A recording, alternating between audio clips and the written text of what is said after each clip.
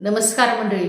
वर्तमानपत्र वाचनासाठी जेव्हा जेव्हा काढलं जातं तेव्हा कुठं ना कुठं तरी दररोज महिलांवर मुलींवर अन्याय अत्याचार झालेल्या बातम्या आपण ऐकत असतो. आज भारत देश 21व्या शतकाकडे झेप घेत आहे.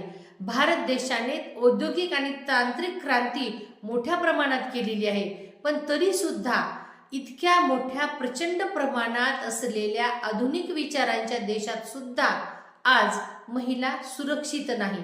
महिलेला सन्मानाची वागणूक दिली जात नाही. दररोज कुठे ना कुठेतरी विचित्र अन्याय अत्याचार घडलेल्या बातम्या आपण वाचत असतो. मग आज भारत देशातील पुरुषी अहंकारी समाज महिलांचं कर्तृत्व आणि श्रेष्ठत्व मान्य करायला तयार नाही, आणि म्हणून घरातील स्त्री, मग ती लेक असेल, बहीण असेल, सून असेल, मुलगी असेल, आई असेल, आज सुरक्षित नाही. पण खरं शहाणपण हे या ठिकाणी डिग्रीत आहे का?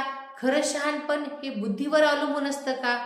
पण या ठिकाणी खरं शहाणपण हे व्यक्तीच्या नम्र स्वभावात, व्यक्तीच्या योग्य वर्तनात आणि व्यक्तीच्या समजूतदारपणात असतं, आणि हे सर्व गुण प्रत्येक महिलेमध्ये पाहायला मिळतात. आणि म्हणून आज प्रत्येक क्षेत्रामध्ये महिला पुरुषांच्या बरोबरीनं काम करत असलेला आपण पाहतो. देशातील सर्वोच्च पद, राष्ट्रपती पद सुद्धा एक महिला भूषवत आहे. ही कितीतरी अभिमानास्पद असणारी गोष्ट आहे, पण तरी सुद्धा आज समाजातील महिला सुरक्षित नाहीत. मग या सुरक्षिततेच्या पाठीमागं कोणती कारणे असावीत किंवा महिला सक्षम कशा बनाव्यात, या संदर्भातील माहिती जाणून घेण्यासाठी व्हिडिओला भेट द्या, लाईक करा, शेअर करा आणि सबस्क्राईब पण करा. धन्यवाद.